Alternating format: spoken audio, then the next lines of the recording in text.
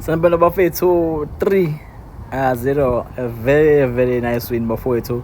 Kade ngagcina ukwenza ama-video nge-smile bafowethu. Siqale nje indlela engibone ngayo igame, starting from i-preparation yama-Jada, arriving earlier than the Chiefs egroundini.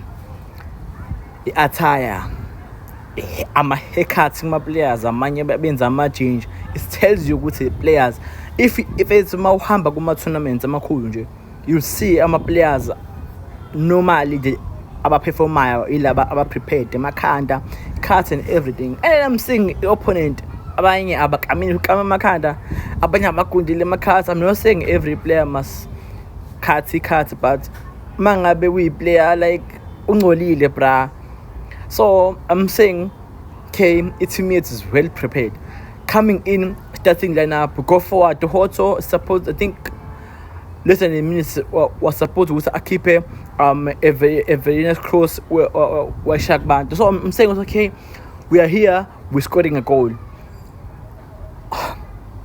Before ngiye phambili bafowethu, hayi bafowethu, hayi bafowethu, yazi le mjida uyasilekelela. Remember ukuthi on the right and left we have ama sprinter, Sibelebele, you've done good namhlanje, and then Uhoto. So basically we hardly have time on the ball, having ama combinations, slowing down the ball. We have a proper number 8, a number 8 was come down the game, and you seeing them. There's more communication, izandla pointing with, okay, do this, like into bayenza well. If njoba kukhona lo akaphephi kanje uthi like as a number 8, when this ama lose ball uzowawina. 2, yenza ukuthi uMakhawula angaphephi lapha nama center back emuva as a forward, because now there will be a CM versus Da Silva, Benusbis, and then Umakhawula will come in as a number 6. Whenever Hoto is moving forward, Umakhawula will cover on the left. Whenever Usbelebele ehambile, Lomji Dumbata will come in on the right. Mbola can invert ukuthi uma ngabe ibhola iwela lapha ngaka Usbelebele akwazi ukucover, but futhi uma ngabe siqala abe akwazi ukuthi abe available. He plays ama roller with 3 came in, and sometimes 4. He can be a 6, he can be an 8, he can be a 10, he can be a winger if he move imvumela. Uyakwazi ukora aside boys. So bafowethu, I think we got a best one of the best midfielders we once have. Ukuthi kuphela is not that skillful mhlawumbe ukushaya amamada, but uyasilekelela lo mthi. So continuing bafowethu ne game, we are finding ourselves sidlala ngama combination, as you know. Tito Urele bedlala beno police, then Uhoto will move on the left Noma, and then Umore will come in on the right. As soon as the score a goal, the Pirates then we took out Umore Msamenza a left forward. Why?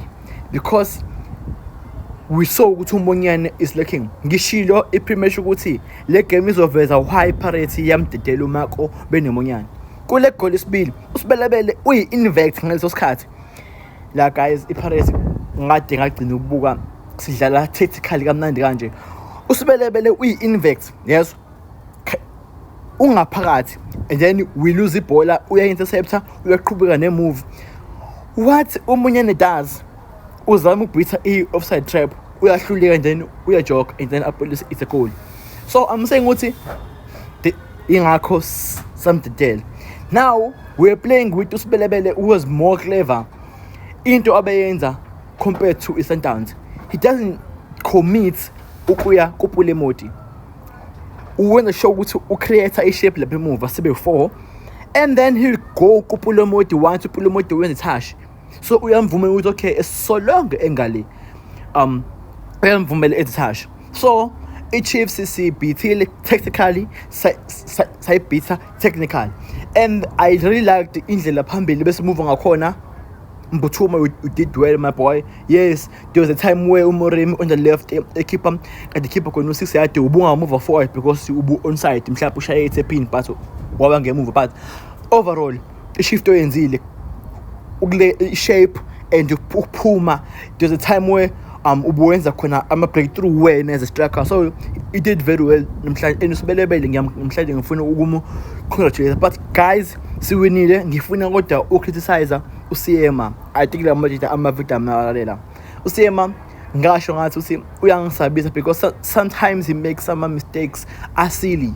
Yazi ukuthi you don't have to keep the ball as a center back.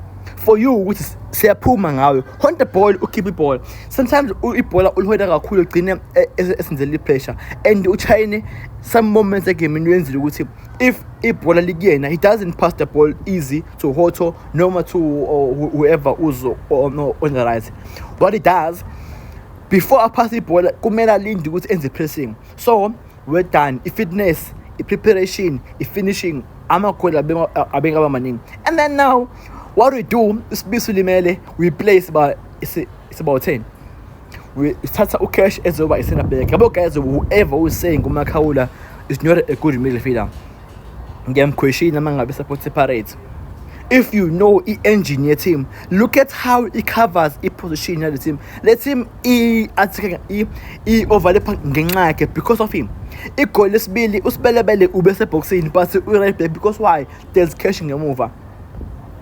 Having him a team stability ukuthi kuphela usuke shawa. I feel like a combination between yena beno just a matter of sim combine and make midfielder ezoba better nezom understand. Nothing much to criticize. I want to congratulate somebody that with tomorrow Buffett we watching it down to past train and then we playing with the pronunciation. I think let's be tango mapagania tango.